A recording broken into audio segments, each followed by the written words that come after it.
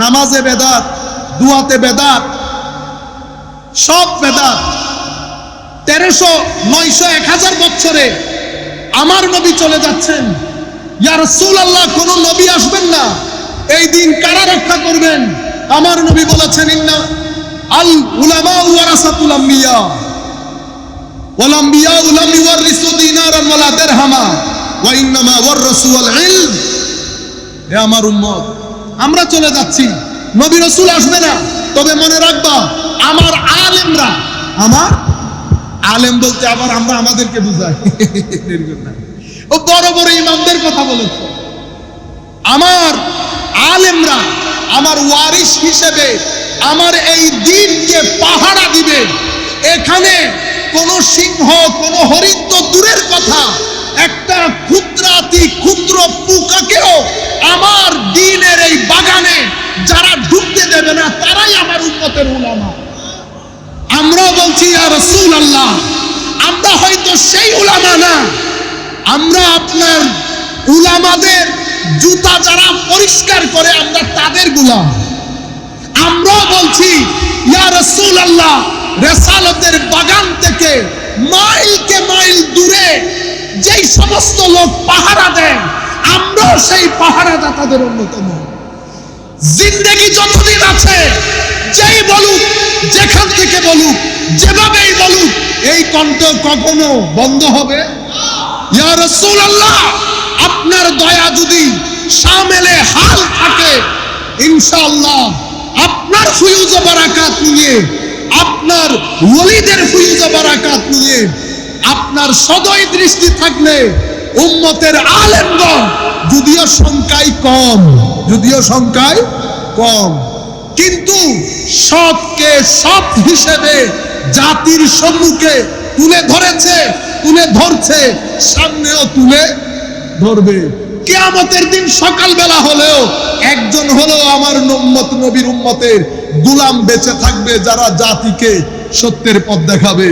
দাড়ি যতই রাখেন, দাড়ি, হায় হায় হায়, আমাদের বিচারক হাবিবুর রহমান সাহেব দাড়ি রেখেছে, দেখতে ফেরেশতার মতো লাগছে।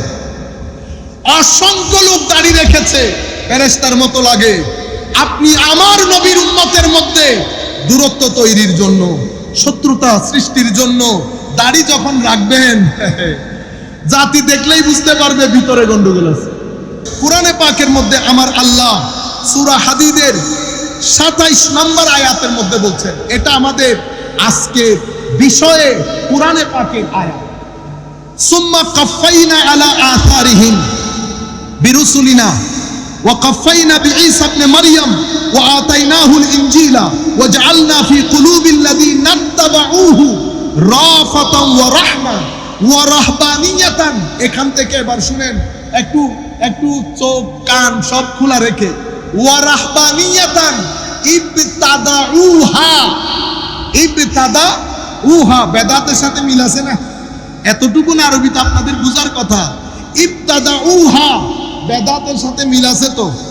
ওয়ামা কাতাবনাহা আলাইহিম ইল্লা ইবতিগা রিদওয়ানিল্লাহ ফিমা ফামা রাআউহা হাক্কা রিআয়াতিহা ফাআতাইনাল্লাযীনা আমানু মিনহুম আজরাহুম ওয়া কাসীরুম মিনহুম ফাসিকুন। আমার আল্লাহ ইরশাদ করছেন, এই যে রাসূল, একটার পর একটা রাসূল পাঠিয়েছি ধারাবাহিকভাবে।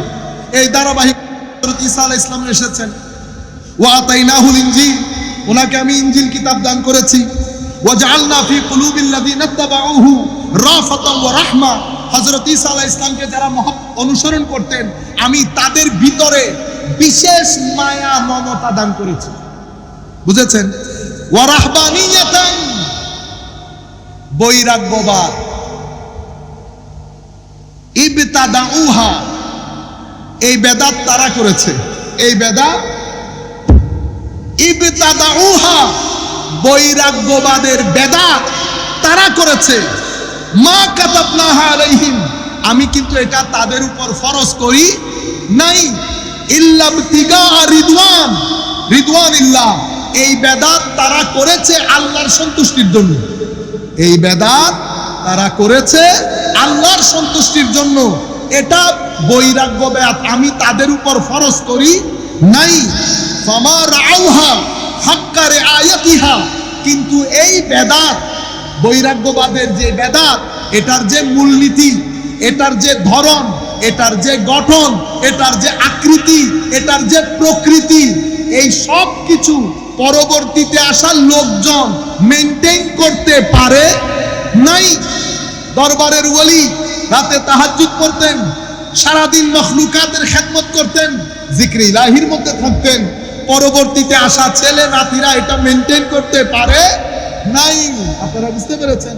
পাহাড়ে চলে গেছে, আল্লাহ উনাদের আজর উনাদেরকে দান করেছেন, জমানার মধ্যে রাজা বানিয়ে দিয়েছেন, মুকুটহীন সম্রাট বানিয়ে দিয়েছেন, কিন্তু পরবর্তীতে আসা আওলাদরা সেই আদব রক্ষা করতে পারে নাই। একই কথা আমার আল্লাহ এখানে বলতেছেন যে আমি ঈসা আলাইহিস সালামের উম্মতের মধ্যে তাদের পারস্পরিক, তাদের ভিতরে রহমত দান করেছি, এবং তারা আরেকটা বেদাত করেছে। সেটা কোনটা? বৈরাগ্যবাদ, বিয়ে শাদী না করে নির্জনে বসবাস করা। এটা কিন্তু আমি তাদের উপর ফরজ করি নাই, এটা তারা নিজে নিজে বেদাতটা করেছে। কিন্তু কেন করেছে? আল্লাহর সন্তুষ্টির জন্য। কিন্তু পরবর্তীতে আসা তাদের জেনারেশন এটার যে হুকুম, এটার যে নিয়ম নীতি পালন করতে, ধরে রাখতে পারে নাই। ফাআতাইনাল্লাযীনা আমানু মিনহুম আজরাহুম, তাদের মধ্যে যারা মুমিন আমি তাদের আজর তাদেরকে দিয়ে দিয়েছি। ওয়া কাসীরুম মিনহুম ফাসিকুন, তাদের মধ্যে বেশিরভাগ ফাসিক, তাদের মধ্যে বেশিরভাগ। স্যারের কাছেও প্রশ্ন, আপনাদের কাছেও প্রশ্ন। আমার আল্লাহ এখানে বেদাতকে পরিত্যাজ্য বলেছেন, বলেছেন বৈরাগ্যবাদের বেদাত তারা করেছে, আমি ফরজ করি নাই। করেছে কেন? আল্লাহ সন্তুষ্টির জন্য। যদি বেদাত বলতেই পরিত্যাজ্য হতো, আমার আল্লাহ তো এখানে বলে দিতেন বৈরাগ্যবাদের বেদাত তারা করেছে, যারা করেছে তারা সবাই পথভ্রষ্ট। যে কথা আমার আল্লাহ বলেন নাই স্যার, এই কথা বলাও বড় বেদাত। যেই কথা আমার আল্লাহ বলেন নাই, আমি অনুরোধ করব আপনি ভাই ব্রাদার নিয়ে হাসি মুখে ঠাট্টা মশকরা করে আমার এই বক্তব্য শুনিয়েন, ভালো লাগবে আপনার। আল্লাহুম্মা সাল্লি আলা সাইয়্যিদিনা মুহাম্মাদিন ওয়া আলা আলি সাইয়্যিদিনা মুহাম্মাদিন ওয়া বারিক। এই আয়াতের ব্যাখ্যা যদি মুফাসসিরিনে কেরাম কি বলেছেন, যদি এটা শুধু এই আয়াতের ব্যাখ্যা করি তো আমাদের ছাত্র পুত্র তানভীর আজহারী সাহেবকে বসাই দিল 2-3 ঘন্টা বলতে পারবো। তাইলে এই আয়াতের ব্যাখ্যায় আমি যাব না। আমি যে কনসেপ্টটা বুঝাইতে চাচ্ছি যে সকল বেদাত পরিত্যাজ্য না, এটা কোরআনের আয়াতের মাধ্যমে স্পষ্ট ভাষায় প্রতিষ্ঠিত হয়ে গেছে।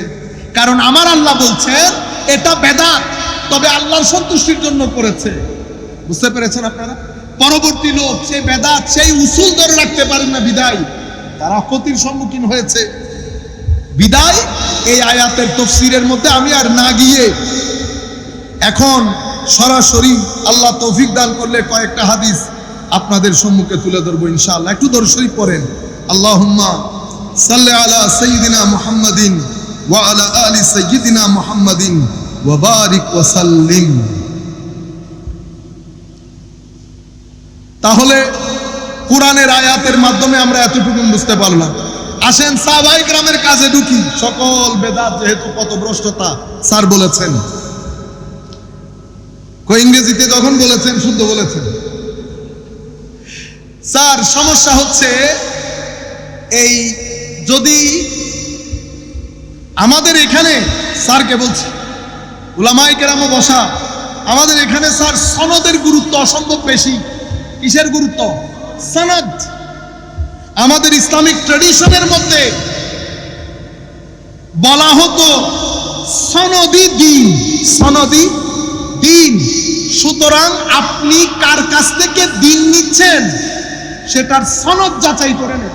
সনদ মানি আমার শিক্ষককে, তার শিক্ষককে, তার শিক্ষককে। আমি যদি আকীদা পড়াই তো আকীদার ক্ষেত্রে আমার শিক্ষকের লাইন যেতে যেতে যেতে আমার নবী পর্যন্ত যেতে হবে। আপনারা বুঝতে পেরেছেন? আমি কার কাছ থেকে অনুমতি পেয়েছি, সেই কারণে আইমাই উম্মত, আমরা তো লক্কর জক্কর লোক, আমরা লক্কর জক্কর, সেই কারণে আমাদের উত্তর দক্ষিণ নাই, না সনদ না মতন, কোনো কিছুই নাই।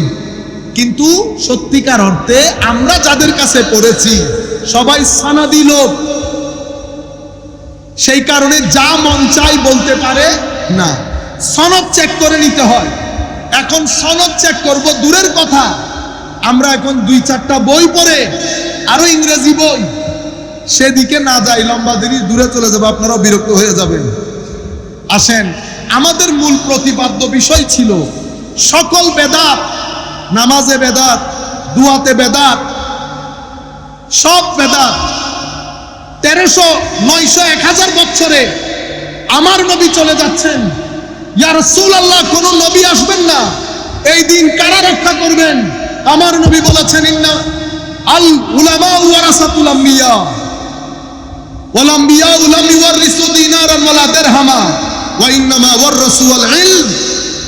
হে আমার উম্মত, আমরা চলে যাচ্ছি, নবী রাসূল আসবে না, তবে মনে রাখবা আমার আলেমরা, আমার আলেম বলতে আবার আমরা আমাদেরকে বুঝাই, ও বড় বড় ইমামদের কথা বলেছে, আমার আলেমরা আমার ওয়ারিস হিসেবে আমার এই দ্বীনকে পাহারা দিবে। এখানে কোন সিংহ, কোন হরিণ তো দূরের কথা, একটা ক্ষুদ্রাতি ক্ষুদ্র পোকাকেও আমার দ্বীনের এই বাগানে যারা ঢুকতে দেবে না, তারাই আমার উম্মতের উলামা। আমরা বলছি ইয়া রাসূলুল্লাহ, আমরা হয়তো সেই উলামা না, আমরা আপনার উলামাদের জুতা যারা পরিষ্কার করে আমরা তাদের গোলাম।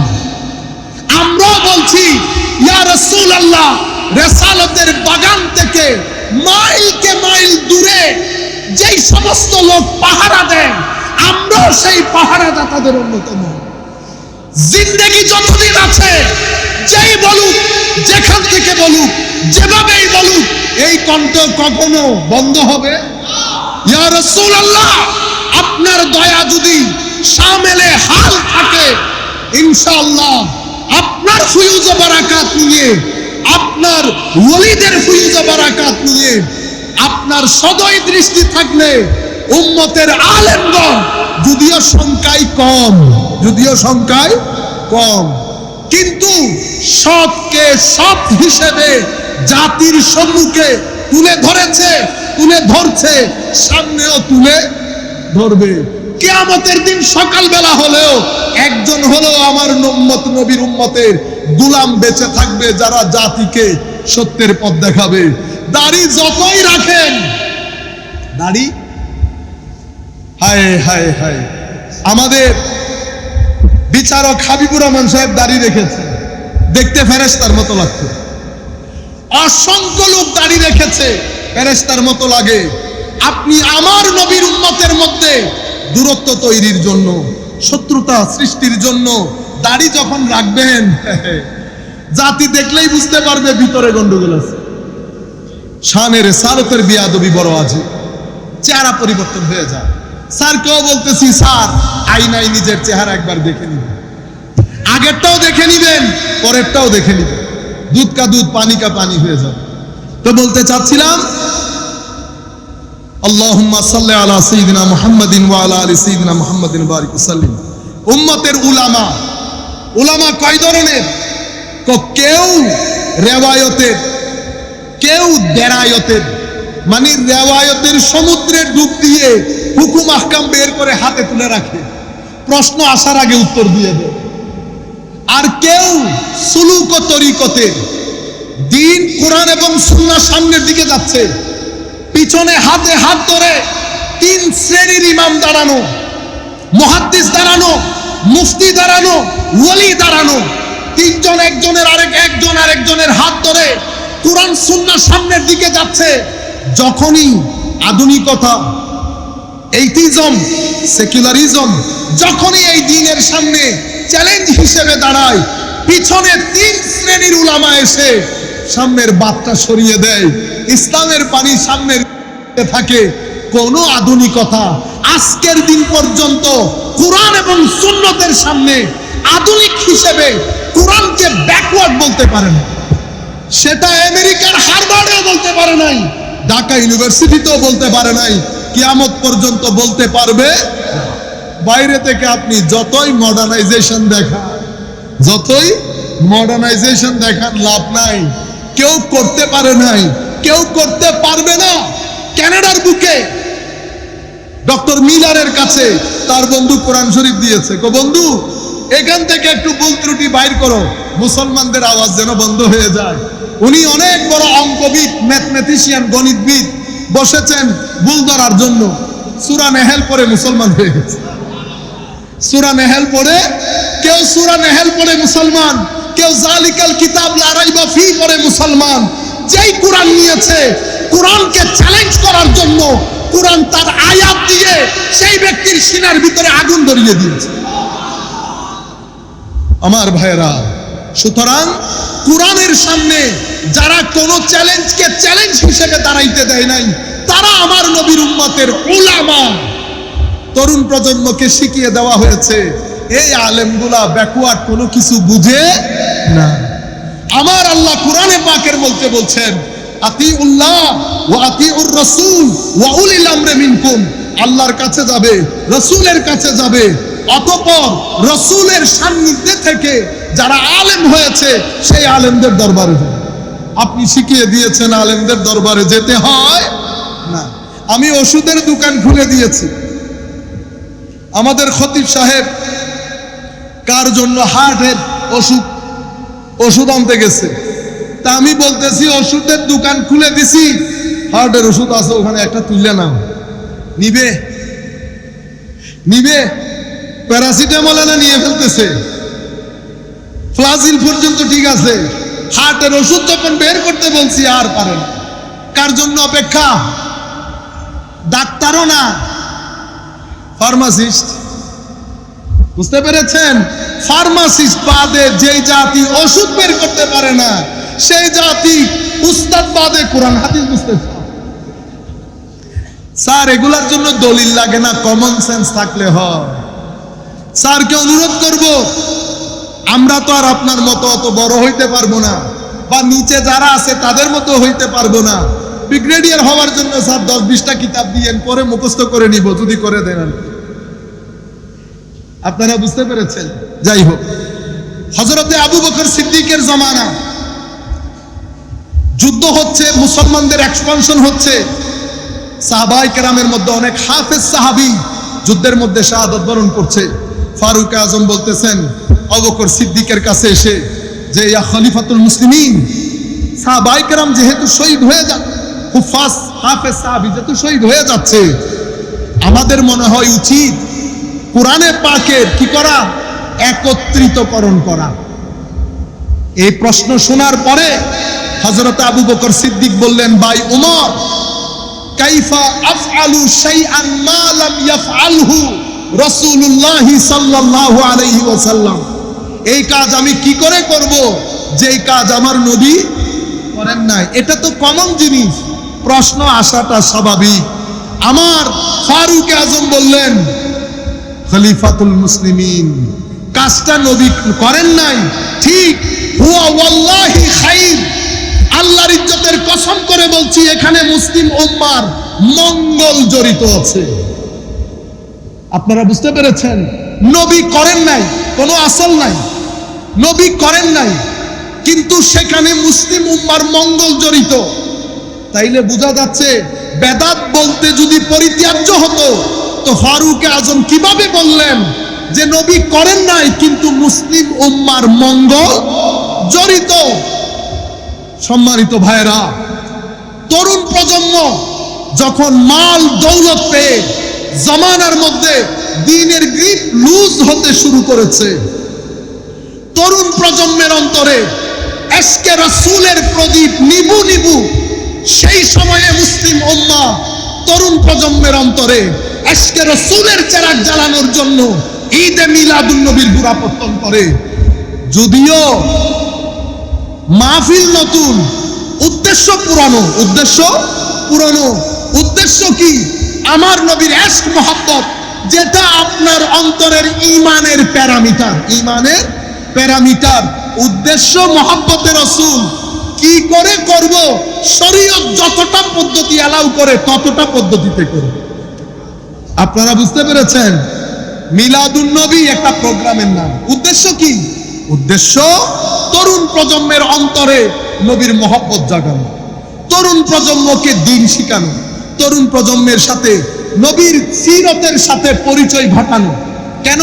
কারণ সময় পরিবর্তন হয়েছে, তালিমাতে দিন কমে কমে আসতেছে।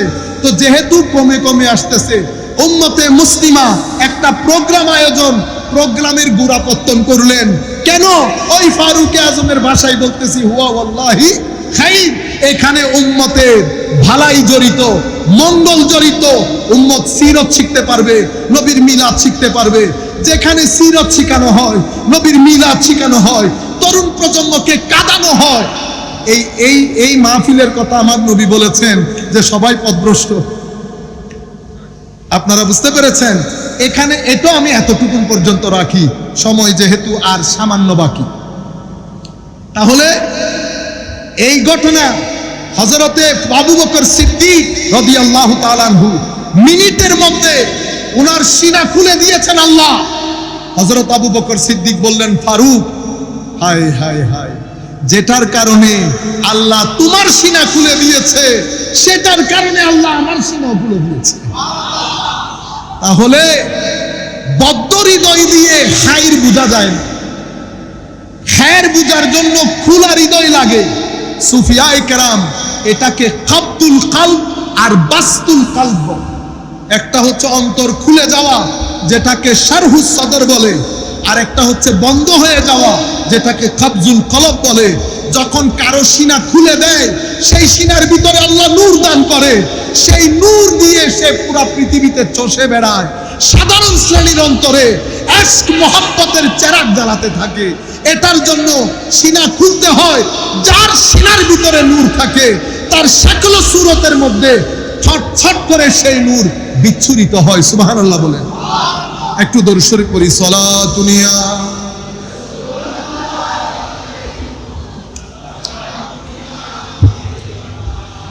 তারা দুইজন মিলে হযরতে যায়েদ বিন সাবিত, যিনি এই প্রজেক্টে ইতোপূর্বে ওহির প্রজেক্টের মাস্টার ছিলেন, হযরত যায়েদ বিন সাবিত, দুইজনে মিলে ওনার কাছে গেলেন। উনি একই উত্তর দিলেন। উনি বলতেছেন, ওয়াল্লাহি, যদি আপনি আমাকে একটা পাহাড় তুলে এখান থেকে ওখানে নিয়ে যেতে বলতেন, আমার কাছে ইজি লাগতো। আপনি এমন একটা কথা বলতেছেন যেই কাজ আমার নবী করে নাই। দেখছেন সাহাবায়ে কেরামের তাকওয়া পরহেজগারির লেভেল। এটা দেখে হযরতে আবু বকর সিদ্দিক বলছেন ভাই, হুয়া ওয়াল্লাহি খাইর, নবী করেন নাই ঠিক, কিন্তু এটাতে উম্মতের মঙ্গল জড়িত। স্যার, যেই মাযহাবের কথা ইশারা করে আমি বিশ্বাস করতে চাই, আপনি মাযহাবের দিকে ইঙ্গিত করেন নাই। আল্লাহ করুক আপনি এটা বলেন। কিন্তু কেউ যদি মনে করে মাযহাব আমার নবীর পরে সাহাবী, তাবেঈ, তাবেউত তাবেঈ, মাযহাব চারটা ছিল না। এক এক উলামাকে এক এক এলাকার লোক অনুসরণ করত। মদিনা শরীফের মধ্যে উলামা, সিরিয়ার মধ্যে উলামা, দামেস্কের মধ্যে উলামা, মিশরের মধ্যে উলামা। কারণ আপনারা যখন আটকে যান, কার কাছে যান? হুজুর, বিতির কিভাবে পড়বো আমাকে জিজ্ঞেস করেছেন না হাশমি সাহেবকে জিজ্ঞেস করেছেন? হাশমি সাহেব হুজুর উত্তর দিয়েছেন। তো উম্মত 100 মুফতি হলে 100 জন, 100টা মাযহাব হয়ে গেছে। আল্লাহর নবীর এই দিনকে প্রটেক্ট করার জন্য, এটা আমার নবীর জিন্দা মুজিজা। কুল কায়নাতের ইমামকে 4 জন ইমামের মধ্যে আল্লাহর নবী আল্লাহ ঐক্যবদ্ধ করে দিয়েছে। ইমামে আজম, ইমাম মালিক, শাফেঈ, হাম্বলি। শাফেঈকে আমার ইমামে আজমের নাতি ছাত্র, ইমামে আজমের ছাত্র, ছাত্রের ছাত্র হচ্ছে ইমাম শাফেঈ। হাম্বলিকে আমার ইমামে আজমের পতি ছাত্র। ইনারা সবাই এক সমুদ্রের পানি, মানহাজ ভিন্ন। এই 4 জনের উপর গত 1100, 1200, 1300 বছরে সমস্ত মুসলমান ঐক্যবদ্ধ হয়েছে। এই ঐক্যবদ্ধতার মধ্যে এটা আমার আল্লাহর খাস দয়া। হুয়া ওয়াল্লাহি খাইর, এটার মধ্যে উম্মতের মঙ্গল নিহিত ছিল। পরবর্তীতে এত বুজুর্গ ইমাম, যারা ইচ্ছে করলে মাযহাব করতে পারতেন, সুলতানুল উলামা ইজ্জুদ্দিন ইবনে আব্দুস সালাম মাযহাব করতে পারতেন, ইবনে হাজার আসকালানি করতে পারতেন, বদরুদ্দিন আইনি করতে পারতেন, ইবনে হুমাম করতে পারতেন, জলিলুল কদর উলামা সবাই এই চারজনের কাছে গিয়ে হাত জোর করে দিয়েছে, উম্মত ঐক্যবদ্ধ হয়েছে। হুয়া ওয়াল্লাহি যায়েদ বিন আল্লাহ ওনার সিনা খুলে দিয়েছেন, উনিও বলেছেন হুয়া ওয়াল্লাহি খায়র। অতঃপর কোরআনে পাকের যেই একত্রিতকরণ যেটা উসমানে গনির জামানায় ফাইনাল হয়েছে, সেই কাজ আমার নবী করেন। আমার নবী রুকুতে সুবহান রাব্বিয়াল আযীম বলে উঠেছেন, সামি আল্লাহু লিমান। এক সাহাবী বললেন হামদান কাসীরান তাইয়িবান মুবারাকান। সালাম ফিরানোর পরে আমার নবী জিজ্ঞেস করেছেন এটা কে করেছে? সাহাবী নার্ভাস হয়ে গেছে, হায় হায় ইতস্তত কণ্ঠে বলছেন ইয়া রাসূলুল্লাহ আমি গরিব করেছি। আমার নবী বলছেন এটা ফেরেশতারা দৌড়াদৌড়ি করতেছে তোমার এই সওয়াব লিখার জন্য। সাহাবী বোঝা দরকার ছিল আমার নবী যা শিখিয়েছেন তার বাইরে না করতে। বলেন তো সাহাবী বেদাত করেছে কিনা? বেদাত হয়েছে, কিন্তু এই বেদাত কোনটা না যেটা স্যার বুঝেছেন সেটা, এই বেদাত কোনটা যেটা দুনিয়ার উলামা কেরাম বুঝেছেন, এটা হুয়া ওয়াল্লাহি খায়র। এখানে উম্মতের খায়র রয়েছে। হযরতে যাই হোক অন্যদিকে না যাই, সময় খুব সংক্ষিপ্ত। এর পরবর্তীতে যা হওয়ার তাই হয়েছে, কোরআনে পাক একত্রিতকরণ হয়েছে। ফারুক আজমের জমানায় আমার নবী তারাবি পড়েছেন, দেখেছেন আমার নবী দাঁড়ালে সবাই দাঁড়িয়ে যায়, এটা আবার ফরজ হয়ে গেলে উম্মত সারাদিন রোজা রেখে তারাবি পড়া ডিফিকাল্ট হয়ে যাবে। আমার নবী ঘরে পড়া শুরু করলেন। ফারুক আজম আমার নবীর জামানা খতম, আবু বকর সিদ্দিক রাদিয়াল্লাহু তাআলা আনহুর জামানা খতম, ফারুক আজমের জামানা শুরু। দেখেছেন মসজিদে নববীর মধ্যে ছড়ানো ছিটানো তারাবি হচ্ছে। হযরতে ফারুক আজম উবাই বিন কাব রাদিয়াল্লাহু তাআলা আনহু ওনার পেছনে সাহাবায়ে কেরামকে দাঁড় করিয়ে জামাত প্রতিষ্ঠা করলেন, যেই জামাতে আজকেও আপনারা, এটা শুধু বাংলাদেশে পড়ে। ফারুক আজমের কাজ, যেহেতু কাজ ফারুক আজমের, আমার আল্লাহ কবুল করেছেন। কুল কায়নাতের গ্রামে গঞ্জে, বাঁশখালী বলেন, উজবেকিস্তানের গ্রাম বলেন, যেতে যেতে যেতে জ্যামাইকা ক্যারিবিয়ান কান্ট্রির গ্রাম বলেন, ওখান থেকে যেতে যেতে ইথিওপিয়া চলে যান। আপনারা যেভাবে তারাবি পড়েন, কুল কায়নাতের মসজিদে তারাবির নামাজ আসলে সাজিয়ে গুজিয়ে ইফতার করে মসজিদের দিকে দলে দলে মানুষ যোগদান করে তারাবি পড়ার জন্য। শুরু কে করেছেন? এই কাজের অফিসিয়াল শুরু করেছেন ফারুক আজম। এবং হযরতে ফারুক আজম এটা প্রতিষ্ঠিত করার পর বলেছেন, যখন একদিন বের হলেন দেখলেন লোকজন তারাবি পড়ছে, উনি খুশিতে বলেছেন কত দারুণ বেদাত হচ্ছে। স্যার ফারুক আজম বলতেছেন কত দারুণ বেদাত হচ্ছে। আমি আপনাকে অনুরোধ করব, স্যার এটাকে ইন্টেলেকচুয়াল ডিসঅনেস্টি বলে, একাডেমিক ডিসঅনেস্টি বলে। এক পার্ট একটা জিনিস বুঝে এক পার্ট কথা বলা, প্রি কনসেপটিভ হওয়া। আমি বিনয়ের সাথে অনুরোধ করব, যারা যেখান থেকে বসে দেখছেন, আমি আল্লাহ রাসূল হাজির ও নাজির জেনে বলছি, আমি ভুল হলে আল্লাহ আমাকে হেদায়েত করুক। কিন্তু আপনাদেরকে বলছি মাথা খালি করে শুনতে হবে। মাথা আগ থেকে যদি ভরে রাখেন আমার পানি দেওয়ার জায়গা থাকবে না। প্রি কনসেপটিভ না হয়ে মাথা খালি করে প্রত্যেক দলিল আপনি কুল্লু বেদাতিন দালালা, এটা আপনাদের দলিল, সেটা আমি কুল্লুম কুলা বলেছি। যেভাবে আমি দলিলগুলা কুল্লুম কুলা বলছি, আপনিও আমাদের দলিলগুলা কুল্লুম কুলা বলেন। এখানে আপনার দলিল আমার দলিল আমি বোঝার জন্য বলছি, আপনার আমার কোনো কথা নাই, সব দলিল এক।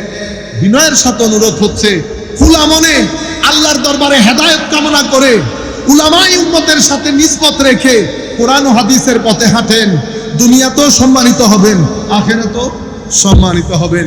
হযরতে ফারুক আজম বলছে কত সুন্দর বেদাত হচ্ছে, কত। এটা আপনি বলবেন এগুলা তো বুখারীর রিওয়ায়াত না। আমি তো স্যার অত বড় মুহাদ্দিস না, জ্ঞানী গুণীও না, আমি এমনিতে আমার উস্তাদদের মুখে শুনেছি, আজকেও আসার আগে একটু চেক করেছি, এই হাদিস বুখারী শরীফেও আছে, বুখারী শরীফেও আছে, বুখারী শরীফ ছাড়াও অসংখ্য কিতাবের মধ্যে আছে, উম্মতে মুসলিমা গ্রহণ করেছেন। আমাদের ভাইয়েরা এখন অস্ত্র ফারুক আজমের দিকে তুলেছে। ফারুক আজমও শুদ্ধ ছিল। ইন্না লিল্লাহি ওয়া ইন্না ইলাইহি রাজিউন। সম্মানিত ভাইরা, অতঃপর উসমানে গনি রাদিয়াল্লাহু তাআলা আনহু, আমার নবীর জামানায় আজান হতো, আমার নবীর জামানায় আজান, এক আজান, খুতবার আগের যে আজান সেটা হইতো। যখন দেখছে মুসল্লি বেড়ে যাচ্ছে, কনটেক্সট পরিবর্তন হয়েছে, সময় পরিবর্তন হয়েছে, ডিমান্ড হচ্ছে, উসমানে গনি আজ খুতবার আগে আরেকটা আজান বৃদ্ধি করলো, আজানে সানি বৃদ্ধি করলো। কে বৃদ্ধি করেছে? উসমানে গনি। নবীর জামানায় ছিল? ছিল না। কিসের ভিত্তিতে করেছে? হুয়া ওয়াল্লাহি খাইর, এটার মধ্যে উম্মতের ভালাই নির্ধারিত। কিসের উপর ভিত্তি করে করেছে? আমার নবীর হাদিসের উপরে। আমরা যে বলছি বেদাত দুই প্রকার, এটা নবীর হাদিসের উপরে। মুসলিম শরীফের রওয়ায়াতের মধ্যে আমার নবী, আপনি ইবনু মাজাহ তিরমিজির রওয়ায়াত দেখেছেন, মুসলিম শরীফের রওয়ায়াত একবার দেখবেন না, তাও উলামায়ে কেরাম বলেছেন মুসলিম শরীফে আছে। আমরা আসার আগে আমাদের লাইব্রেরিতে ঢুকে মুসলিম শরীফের মধ্যে দেখলাম হাদিস আছে, কিন্তু আমরা তো এগুলো জানি না, পণ্ডিত না, পণ্ডিতরা বলেছে বিদায় আমরা দেখেছি। আমার নবী বলেছেন, মান সান্না সুন্নাতান ফিল ইসলাম ফাহুয়া ফালাহু আজরুন ফালাহু আজরুহা ওয়া আজরুন মান আমিলা বিহা ওয়া মান সান্না সুন্নাতান সাইয়্যাতান ফালাহু উজরুহা ওয়া উজরুন মান আমিলা বিহা আও কামা ক্বালা রাসূলুল্লাহ সাল্লাল্লাহু তাআলা আলাইহি ওয়াসাল্লাম। আমার নবী ইরশাদ করেছেন, মান সান্না সুন্নাতান হাসানাতান, যেই ব্যক্তি ধর্মের মধ্যে নতুন একটা কাজ উদ্ভব করলো, আবিষ্কার করলো, কিন্তু সেটা ভালো কাজ, সুন্নাতান হাসানাতান, ভালো কাজ, ভালো কাজ হওয়ার কারণে এটার প্রতিদান পাবে। কিয়ামত পর্যন্ত যারা এটা আমল করবে তাদের থেকেও একটা হিস্সা ওই ব্যক্তির মধ্যে যাবে। ওয়ামান সান্না সুন্নাতান সাইয়্যাতান, যারা সুন্নতে সাইয়্যা কাজ একটা উদ্ভাবন করেছে কিন্তু কাজটা ভালো, তারা এটার গুনাহ পাবে। কিয়ামত পর্যন্ত যারা এই কাজ করবে তাদের গুনাহ যাবে, তাদের গুনাহ যাবে। তাইলে আমার নবী একটাকে বলেছে সুন্নতে হাসানা, একটাকে বলেছে সুন্নতে সাইয়্যা, দুইটাই নতুন কাজ, একটা ভালো একটা মন্দ। ভালো যেটা সেটা যিনি করেছেন সওয়াব পাবেন। কিয়ামত পর্যন্ত যারা এই কাজটা করবে তাদের সওয়াবও যাবে। যেটা খারাপ কাজ যিনি করেছেন ভুগবেন, সাফারিং করবেন। আর যারা কিয়ামত পর্যন্ত করবে তাদের গুনাহর হিস্সা একটা একটা করে যাবে। এটার উপর ভিত্তি করে হযরত ইমাম শাফিঈ উনি বলছেন বেদাত দুই প্রকার, বেদাতে হাসানা, বেদাতে সাইয়্যা। এই যে হাদিস শরীফটা পড়েছি, এই হাদিসের আলোকে একটা লিস্ট দেই আপনাদেরকে। এই হাদিসের আলোকে উম্মতে মুসলিমা প্রায় মুহাদ্দিস বেদাতকে দুই ভাগে ভাগ করেছে। বেদাতকে দুই ভাগে ভাগ করা বাদে আপনার কোনো উপায়ন্তর নাই। উলামায়ে কেরাম কেউ কেউ না, বেশিরভাগ বেদাতকে 5 ভাগে ভাগ করেছে। কয় ভাগে সেটা আমরা একটু পরে আসি। তো কিছু বেদাত ওয়াজিব করতেই হবে, কিছু বেদাত করতেই হবে, যেমন ব্যাকরণ, আরবি ব্যাকরণ জানতেই হবে। না জানলে কোরআন বুঝবেন না, কোরআন না বুঝলে শরীয়ত পালন করতে পারবেন না। তো শরীয়ত পালন করতে না পারলে গুনাহগার হবেন, জাহান্নামে যাবেন। সেই কারণে ব্যাকরণ শিখা ওয়াজিব। তাহলে ব্যাকরণ তো আমার নবী সাহাবায়ে কেরামকে শিখা, নিজেও ব্যাকরণ লেখেন নাই। সেই কারণে এটাকে কি বলেছে? বেদাতে ওয়াজিবা বলেছে। আসেন ফাতহুল বারির মধ্যে ইবনে হাজার আসকালানি করেছেন, ইহয়া উলুমিদ্দিনের মধ্যে ইমাম গাজালি করেছেন, মিনহাজুস সুন্নাহর মধ্যে ইবনে তাইমিয়া করেছেন, আল ইতিসামের মধ্যে ইমাম শাফিঈ করেছেন, তাহজিবুল আসমা ওয়াল লুগাত ইমাম নববী করেছেন, কাওয়াইদুল আহকাম ফি মাসালিহিল আনাম ইজ্জুদ্দিন ইবনে আব্দুস সালাম করেছেন, শারহুল মুওয়াত্তার মধ্যে ইমাম জারকানি করেছেন, জামিউল উলুম আল হিকামের মধ্যে ইবনু রজব হাম্বলি করেছেন, ফাতাওয়া হাদিসিয়ার মধ্যে ইবনু হাজার মাক্কি করেছেন, এবং জামিউল উসুলের মধ্যে আল্লামা ইবনে আসির করেছেন, মিসবাহুজ জুজাজা হাশিয়াত ইবনে মাজার মধ্যে ইমাম জালালউদ্দিন সুয়ুতি করেছেন, রদ্দুল মুখতার যেটা দুররুল মুখতারের শরহ আল্লামা শামি করেছেন, মিরকাত শরহে মিশকাতের মধ্যে মুল্লা আলী কারি করেছেন, মাদারিজুন নুবুওয়াতের মধ্যে আব্দুল শাহ ওয়ালিউল্লাহ মুহাদ্দিস দেহলভী করেছেন, আব্দুল হক মুহাদ্দিস দেহলভী করেছেন। আমি তো এখনো আটার মধ্যে লবণের ছিটা দিছি, আটার মধ্যে লবণের ছিটা দিয়েছি। আবার মনে করবেন না কিতাব একটা দেখে এটা আমি লিস্টি করে ফেলেছি, সেরকম না, এগুলা কিতাব চেক করে আসছি। আমরা গরিব শরীফ মানুষ, ছাত্র আছে, এরা আমাদের চেয়ে লেখাপড়া ভালো জানে, এদেরকে বললে এরা আরো সুন্দর করে পড়তে পারতো। আমি গরিব তো মূর্খ সূর্খ হওয়ার কারণে এত ভালো করে পড়া সম্ভব হয় না। আমাদের ছাত্ররা অনেক এক্সপার্ট, আপনারা এদেরকে চিনে রাখেন, ভাইরাল বক্তা ফক্তা, এদের চেয়ে লাখো কোটি গুণ ভালো। আল্লাহর দরবারে দোয়া করি আল্লাহ যেন উম্মতে মুসলিমাকে, আমাদের এই ছাত্র যেগুলা জাতিকে পরবর্তীতে রাস্তা দেখাবেন, ইলম হিকমতের মধ্যে আল্লাহ যেন তাদের সিনার ভিতরে জোয়ার সৃষ্টি করেন। সবাই আমিন বলেন ইনশাআল্লাহ। এরা আমাদের চেয়ে কিতাবপত্র ভালো বুঝতে পারে, আমাদের কাছে টুকটাক আছে, আমরা একটু দেখে টেকে নেই জিনিসপত্রগুলো জায়গা মতো ফিট আছে কিনা। তাইলে ইমাম শাফিঈ বলেছেন, ইজ্জুদ্দিন ইবনে আব্দুস সালাম উনি এই কথা ইবনে হাজার হাইসামি বলছেন। আমি এটা বলেই শেষ করে দিচ্ছি, আর 5 মিনিট আছে আমার কাছে। বেদাত যেটা আমার নবীর জমানায় ছিল না, সেটা কয় প্রকার? 5 প্রকার। কি কি? উজুব, মানে কিছু বেদাত বেদাতে ওয়াজিবা, কিছু নুদুব মুস্তাহাব্বা, কিছু মুবাহ। এভাবে উম্মতে মুসলিমার উলামায়ে কেরাম বেদাতকে 5 ভাগে ভাগ করেছেন, কিন্তু 2 ভাগে সমস্ত উলামা ভাগ করেছেন, ইবনে তাইমিয়াও করেছেন। কারণ বেদাত ভাগ করা বাদে আপনার হাতে অন্য কোনো অপশন নেই। তাইলে আবার আমি আর কথা না বাড়াই, মুল্লা আলী কারি রহমতুল্লাহি আলাইহি, মুল্লা আলী কারি এবং ইমাম নববী ওনার তাহজিবুল আসমা ওয়াল লুগাত এটার ভিতরে বলতেছেন, আল বিদআতু ফি শারঈ ওয়া ইহদাস মা লাম ইয়াকুন ফি আহদে রাসূলিল্লাহ সাল্লাল্লাহু আলাইহি ওয়াসাল্লাম। বেদাত হচ্ছে শরঈ বেদাত, এমন কাজ যেটা আমার নবীর যুগে ছিল না। ওয়া হিয়া মুনকাসিমাতুন ইলা হাসানাতিন ওয়া কাবিহাতিন, এটা বেদাতে হাসানা এবং বেদাতে সাইয়্যা 2 প্রকারে ভাগ। কোনটা? যেটা নবীর যুগে ছিল না, সেটা নতুন কাজ, কিন্তু এই বেদাতটা 2 ভাগে বিভক্ত, একটা হাসানা একটা সাইয়্যা। ওয়াকালা শেখ ইজ্জুদ্দিন বিন আব্দুস সালাম ফিল কাওয়াইদ আল বিদআতু মুনকাসিমাতুন ইলা ওয়াজিবাতিন ওয়া মুহাররামা মানদুবা মাকরুহা মুবাহা। উনি বলছেন, ইজ্জুদ্দিন ইবনে আব্দুস সালাম ওনার কিতাব কাওয়াইদের মধ্যে বেদাতকে 5 ভাগে ভাগ করেছেন।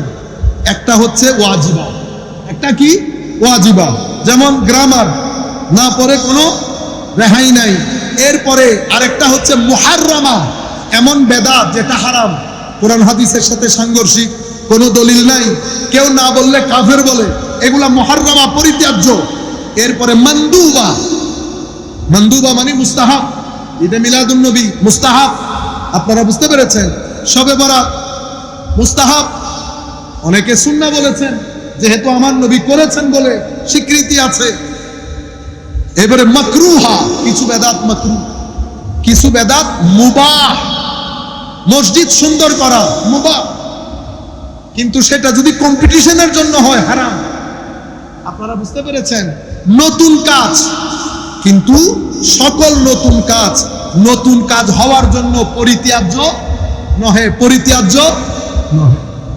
তাহলে লুব্বে লুবাব, মূল কথা হচ্ছে যেটা আমি আপনাদেরকে বোঝাতে চাচ্ছি, যে উম্মতে মুসলিমার মসজিদের মধ্যে, সমাজের মধ্যে ফিতনা তৈরি করার জন্য, উম্মতে মুসলিমার মধ্যে দ্বিমত তৈরি করার জন্য, ঐক্য নষ্ট করার জন্য আমরা দুইটা শব্দ ব্যবহার করি, একটা শিরক, একটা বিদআ। একটা শিরক, একটা বিদআ। শিরক এবং বেদাতের মধ্যে আমাদের উলামায়ে কেরাম, কবি ঘরানার উলামায়ে কেরাম আছেন, আহলে সুন্নাহ ওয়াল জামাতের ঘরানার উলামায়ে কেরাম আছেন, কেউ একটু কনজারভেটিভ, কেউ একটু উদার। এগুলো ইলমি ইখতিলাফ, এগুলো ইলমি ইখতিলাফ, কোনো অসুবিধা নেই। কিন্তু আমাদের ভাইয়েরা নতুন এক প্রজন্ম, বর্তমান সমাজে সবকিছু শিরক, সবকিছু শিরক। এখন আপনি যখন শিরক বলবেন ছোট ছোট কাজগুলোর মধ্যে, যেমন শবে বরাত, গত 700, 800, 900, 1000 বছর ধরে উম্মতে মুসলিমার সমাজে পালিত হচ্ছে। কোথায় পালিত হয়? বাংলাদেশে, ইন্ডিয়াতে, পাকিস্তানে, হাইতি আছে না, হাইতি, হাইতির গ্রামেও হয়, শহরের কথা বলতেছি না, গ্রামে। ইথিওপিয়া আছে না, ইথিওপিয়া, ইথিওপিয়ার গ্রামেও হয়, জজরুল কমরের গ্রামেও হয়। এখান থেকে আস্তে আস্তে ক্যারিবিয়ান কান্ট্রি, সুরিনামের মধ্যে যদি যান, এই ক্যারিবিয়ান কান্ট্রি আমেরিকার আশেপাশে গ্রামের মধ্যেও শবে বরাত। আমি কিছুদিন আগে, 2-3 বছর আগে, আফ্রিকান ক্যারিবিয়ান কান্ট্রি, এটার নাম কি, জ্যামাইকা, জ্যামাইকার মধ্যে আমাদের ভাইয়েরা শিরকের বেদাতের ফতোয়া লাগাই দিছে। সেখানেও ওদের মসজিদ অনেক সুন্দর, ওদের মসজিদ অনেক সুন্দর। আর আমাদেরটা কোন রকম টেলাটুলা দিয়ে চলতেছে, টাকা পয়সা, গরিব মিসকিন। আমাকে ডেকে নিছে জুমা পড়ানোর জন্য, বুঝতে পেরেছে? হুজুর, ঈদে মিলাদুন নবী হবে, আপনি আসবেন। যেই ভদ্রলোক আমাকে ইনভাইট করেছেন, উনি সাতক্ষীরার লোক।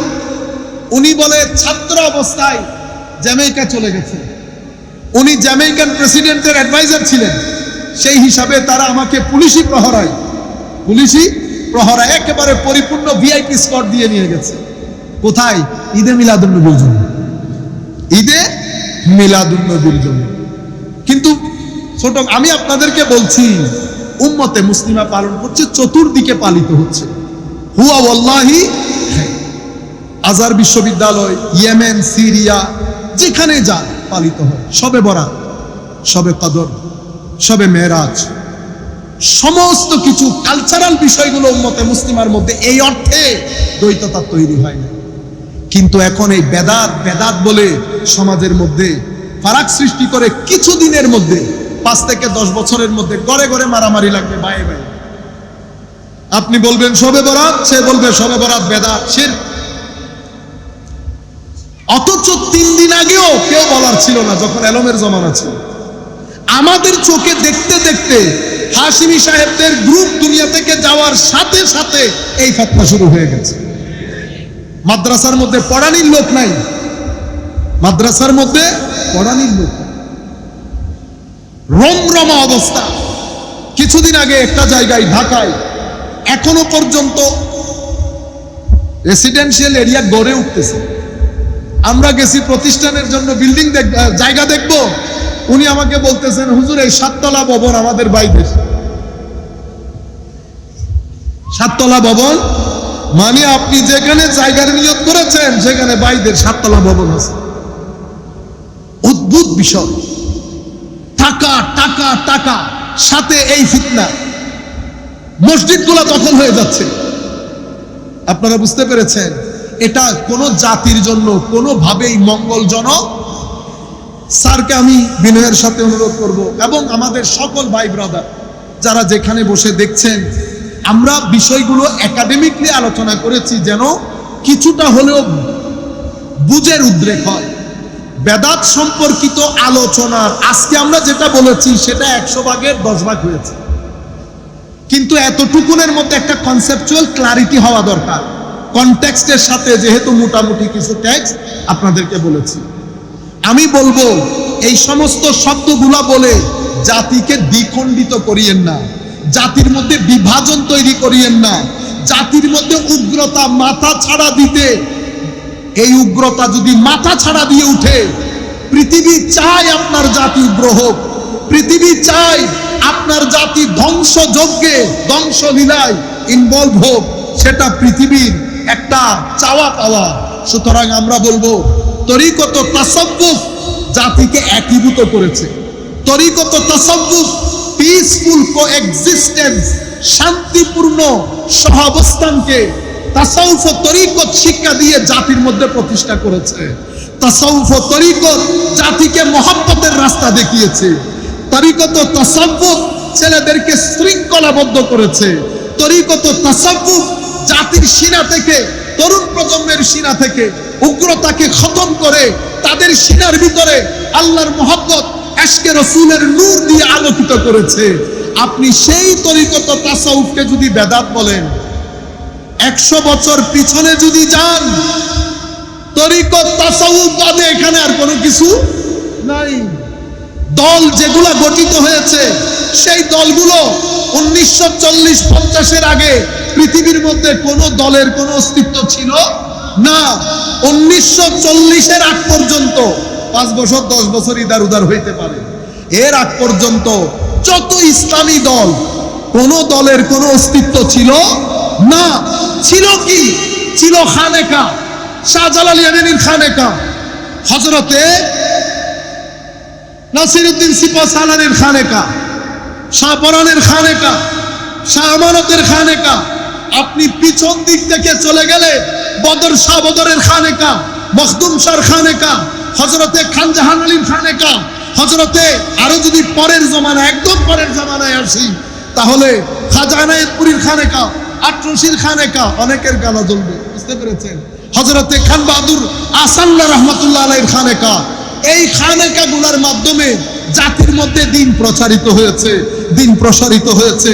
কোন হাঙ্গামা হয় নাই, কোন কারো হাতে কখনো লাঠি উঠে নাই, কোন হিন্দু ভাইয়ের গায়ে কখনো থুতু নিক্ষেপ হয় নাই, কোন হিন্দু ভাইয়ের ঘর কখনো জ্বালানো হয় নাই। আমরা কখনো হিন্দু ভাই বোনদেরকে নাম ধরে বলি নাই।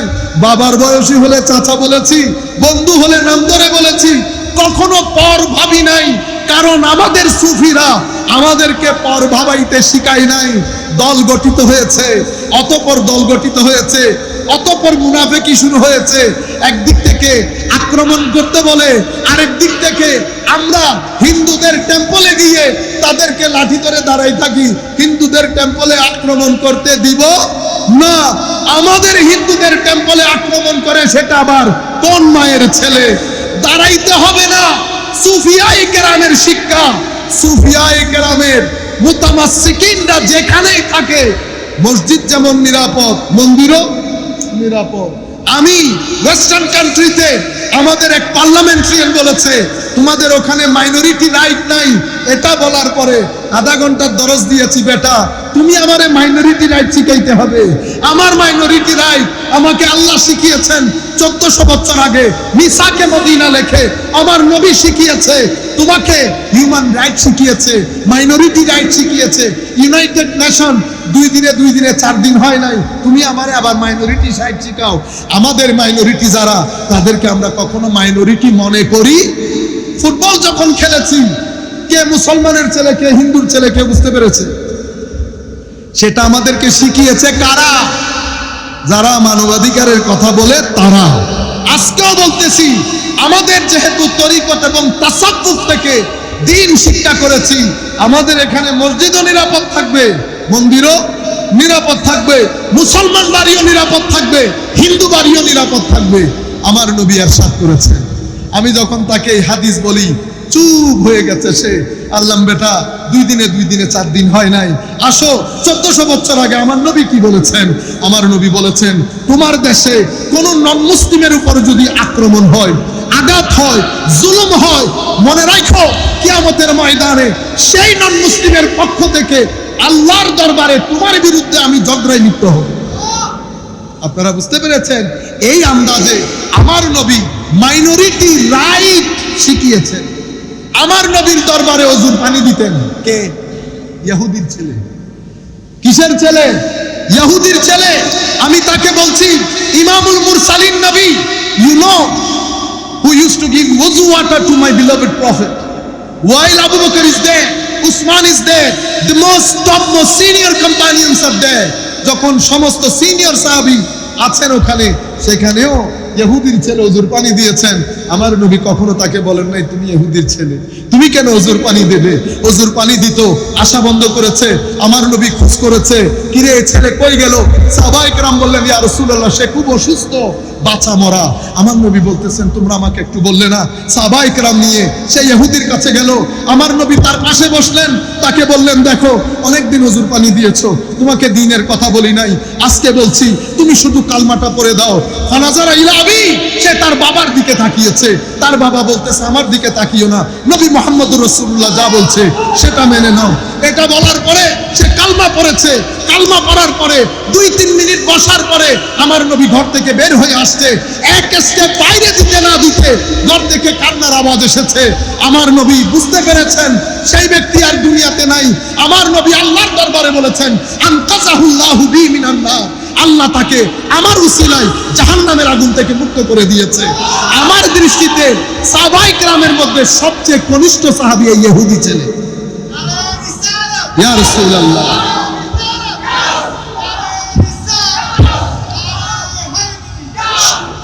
আর সবচেয়ে বেশি হলে 3 মিনিটের সাহাবী। কয় মিনিটের? 3 মিনিটের সাহাবী। শুধু কালমা পড়েছেন, দুনিয়া থেকে চলে গেছেন, নামাজ রোজা পড়ার নসিব হয় নাই। শুধু সাহাবী হওয়ার কারণে, আমার নবীকে দেখার কারণে, যেখানে এই সাহাবীর মর্যাদা শুরু, সেখানে হযরত আব্দুল কাদের জিলানীর মর্যাদা খতম। শুধু 3 মিনিটের সাহাবী। কেন? এটা মাকামে মুস্তাফা, এটা শানে রিসালাত, এটা আমার নবীর আজিমুল মারতাবা, জামালে মুস্তাফা, কামালে মুস্তাফা, এটা আমার নবীর সিরতে মুস্তাফা। 1 সেকেন্ড দেখার কারণে কলমা পড়ে এমন মর্যাদা দান করেছেন, যেই মর্যাদার মধ্যে আব্দুল কাদের জিলানী, যার গুড়া আব্দুল কাদের জিলানী তো ইমামে আজম যদি বলি, তো হযরতে ওই সাহাবী এই পায়ের দুলার সমান। আপনারা বুঝতে পেরেছেন? এটা আমার নবীর মাকাম ও মারতাবা। ইহুদির ছেলে পানি দিয়েছে, আমার নবী বের করে দেন নাই। এটাই এই তালিম যুগ যুগ ধরে আল্লাহর ওলিরা আমাদেরকে শিখিয়েছেন। 100 বছর আগে, স্যারকে বলছি স্যার, 100 বছর আগে কারো কোনো ইতিহাস নাই আল্লাহর ওলিরা বাদ দিয়ে। আপনি সবাইকে বলছেন ছেয়ে গেছে বেদাতে বেদাতে। এখনো মানুষ দলে দলে আল্লাহর ওলিদের মাজারে গিয়ে যেই পরিমাণ রোগের শিফা আনে, এতগুলা রোগের শিফা ডাক্তাররা দিতে গেলে বাংলাদেশ সরকার বাংলাদেশ থেকে বিদায় নিতে হইতো। মোল্লাদের পানি পড়া খেয়ে যেই পরিমাণ মানুষ শিফা নসিব হয়, অতগুলা ডাক্তার আপনার দেশে নাই। খুব বিশাল বেশি মাহফিল হয়। এই মাহফিলের মধ্যে তরুণ প্রজন্ম যেভাবে ডিপ্রেশন থেকে হিলিং হচ্ছে, মাহফিল বন্ধ করে দিলে ডিপ্রেশনের কারণে তরুণ প্রজন্ম যেভাবে সাফার করবে, বাংলাদেশ সরকার বাংলাদেশ থেকে বিদায় নিতে হবে, বাজেট ঘোষণা করতে পারবে। আপনারা বুঝতে পেরেছেন? আর স্যার মাজারে মাজারে আপনি একটু খবর নিবেন, 10-12টা মাজারে খবর নিবেন, ডেইলি কত শত মানুষ আহার গ্রহণ করে। বাজেট হিমশিম খাবে, বাজেট হিমশিম খাবে। কাজেই আগামী রবিউল আউয়াল 12 তারিখ রবিউল আউয়াল, এই রবিউল আউয়াল শরীফের মধ্যে সরকারের প্রতি বিনয়ের সাথে অনুরোধ থাকবে যেন এই জুলুস গত বছরের পর বছর উম্মতে মুসলিমা চট্টগ্রাম শহরে, ঢাকা শহরে, আশেপাশের শহরে যেভাবে পালন করে, দয়া করে বাধার সৃষ্টি করবেন না, দয়া করে রাস্তা ছোট করে দিবেন না। কেন দিবেন না? এই ঈদে মিলাদুন নবী আপনার লাখ মুসিবত নিয়ে বঙ্গোপসাগরে নিক্ষেপ করবে। সমস্যা হচ্ছে যেই পরিমাণ মানুষ হয় স্যার, তারা যদি এক জায়গায় হাঁটা শুরু করে বাধা দিতে পারবেন না। কিন্তু সুফিয়ায়ে কেরামের শিক্ষায় শিক্ষিত ব্যক্তি কোটি মানুষও যদি একসাথে হয়, ওই 26শে এপ্রিল বলেছিলাম ফিলিস্তিন পক্ষে, বলেছিলাম সেদিন লাখো মানুষ একসাথে হবে, গাছ থেকে একটা পাথর নিচে পড়বে। আমরা শুকরিয়া জানাচ্ছি পুলিশ প্রশাসনকে, ওনারা বিনয়ের সাথে এই সত্য স্বীকার করেছে। আপনারা বলেছিলেন গাছ থেকে পাতা পড়বে না, আমরা দেখেছি গাছ থেকে পাতা পড়ে নাই। এতগুলা মানুষ একসাথে হয়েছে, শৃঙ্খলার সাথে এসেছে, শৃঙ্খলার সাথে দিয়েছে, লাঠি হাতে নেয় না। সমস্যা হচ্ছে স্যার, আমরা হুমকি দামকি দিতে পারি, এটা দেওয়া আমাদের শানের সাথে যায়ও, সেই কারণে আপনারা যা মন চায় করেন, যা মন চায় করেন। বাঘ পাগল হয়ে গেলে ঝামেলা, বাঘ পাগল হয়ে গেলে ঝামেলা। আল্লাহ রাব্বুল আলামিন আমাদের হামি ও নাসির হোক। আবারও বলছি, লাখ মানুষ একত্রিত হবে, নিশ্চিন্তে থাকেন। মাজারাতে যাওয়া ব্যক্তি কখনো ফাসাদ করবে না, ফিতনা করবে না, বাঁশ হাতে নিবে না, গাছ থেকে পাতাও করবে। আর জাতীয় মসজিদ বাইতুল মুকাররম, সেখানেও ঈদে মিলাদুন নবী পালিত হবে। আমার মিটা মিটা ভাইয়েরা, মিটা মিটা ভাই, আবার দাওয়াত ইসলামী না, দাওয়াত ইসলামী তো ঈদে মিলাদুন নবীর ভারত, ওইটা না বেটা। আমাদের মিটা মিটা ভাইয়েরা চেষ্টা করতেছি ঈদটা কেটে দিতে। কি কেটে দিতে? ঈদ। আজকে ঈদ যাবে, কালকে মিলাদ যাবে, পরশু নবী। সম্মানিত ভাইয়েরা, সরকারের প্রতি আমাদের বিনয়ের সাথে অনুরোধ, আমাদের পূর্ণ আস্থা আছে। কেন আছে আপনারা জানেন। আমরা এই আস্থা রাখতে চাই, আমরা এই আস্থা রাখতে চাই। শুধু সরকারকে এতটুকু জানান দেই, খাজা বাবা এনায়েতপুরীর উরুসের মধ্যে 40 লাখ লোক হয়, আটরশির উরুসের মধ্যে 40 লক্ষ লোক হয়, হযরতে খান বাহাদুর আসানলার উরসে পাকের মধ্যে 15 লাখ লোকের সমাগম হয়, হযরতে ফুলনবী রহমতুল্লাহ আলাইহির উরসে পাকের মধ্যে 10 থেকে 15 লাখ লোকের মিলন মেলা হয়। মালিক শাহ বাবার উরসে পাকের আমি এখনো পর্যন্ত আটার মধ্যে লবণ দিচ্ছি। হযরতে মালিক শাহ রহমতুল্লাহ আলাইহির উরসে পাকের মধ্যে কত মানুষ হয় সেটা না বলি, শুধু 2 বছর আগে আমি যে বছর গিয়েছি, উনি আমাকে বলেছেন হুজুর আজকের দিন পর্যন্ত 60 টন চাউল রান্না করে খাইয়ে দিয়েছে। মাইজবান্ডার দরবার শরীফ আরেক সমুদ্র, জামে আহমদিয়া সুন্নিয়া আলিয়া দরবারে শ্রীকোটের মধ্যে, সেটা আরেকটা সমুদ্র। এতগুলা সমুদ্রকে আপনি আন্ডার এস্টিমেট করিয়েন না। সরকারের প্রতি অনুরোধ, আপনারা বিনয়ের সাথে, আমাদেরকেও কাজ করতে হয়। আপনারা যখন এই পাশে আসবেন, দয়া করে মাইজবান্ডার দরবার শরীফ ঘুরে যাবেন। আল্লাহর ওলিদেরকে নারাজ করে এই ভূখণ্ডে কেউ শাসন করতে পারে না। সেই কারণে কেউ শাহজালালের দরবার থেকে শুরু করে, কেউ আটরশি থেকে শুরু, কেউ খাজা বাবা এনায়েতপুরী থেকে শুরু, কেউ জামিয়া থেকে শুরু, এক একজন এক এক জায়গা থেকে শুরু, কেউ শাহে আমানতের দরবার থেকে শুরু। আমি অনুরোধ করব, এটা কারা এগুলা মনিটর করছে? আমার মনে হয় ভূত ঢুকে গেছে। কি ঢুকে গেছে? ভূত। সরকার যেন সমালোচিত না হয়। যেই ভূখণ্ডে সরকার আসছে, সেই ভূখণ্ডে একটা মহারাজার দরবার আছে, এটা গৌসে মাইজবান্ডারের দরবার। আরেকটা মহারাজার জামের জমিন। আমি অনুরোধ করব, গাড়ি একটু ঘুরাই নিয়ে আই, শুধু দেখে আসলে হবে। আল্লাহর রহমত বর্ষিত হবে, আশপাশ থেকে মুসিবত সরে যাবে। লাখো মানুষ, বাকিটা আপনারা বুঝে নেন। সব কথা বলতে হয় না। আমি বলবো, পিক এন্ড চুজ না করি। বাইতুল মুকাররমের মধ্যে ঈদ শব্দ যেন সরে না যায়। ঈদে মিলাদুন নবী।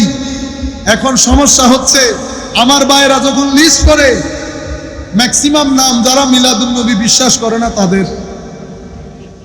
বড় আজীব। দাওয়াত করেছেন মেজবানের,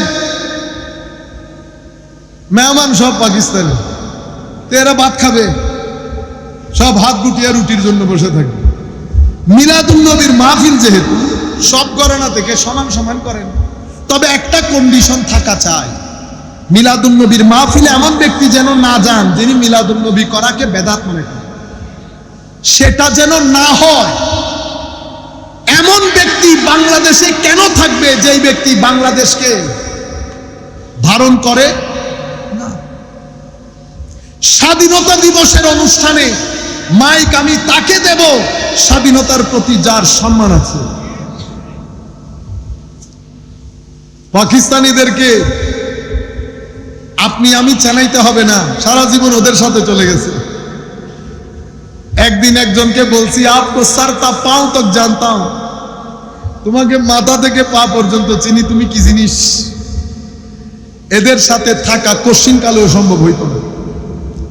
আমি বলতেছি, যিনি স্বাধীনতা, আমি আপনাদেরকে, আমাদের এখানে কোনো চালাকি নাই, ভিতরে যা বাইরেও তা, সব ভাই আমাদের ভাই, সমস্ত ভাই আমাদের ভাই।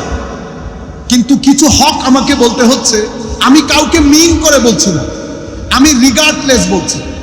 যখন এই মসজিদকে, এই মসজিদের মধ্যে ফর এক্সাম্পল কেউ একজন চাঁদা দেয় নাই, সারাদিন মসজিদের পেছনে লেগেছিল, মসজিদ হয়ে যাওয়ার পরে অনুষ্ঠানের সময় আমরা তাকে বক্তব্য দিতে দেওয়া কি সমীচীন?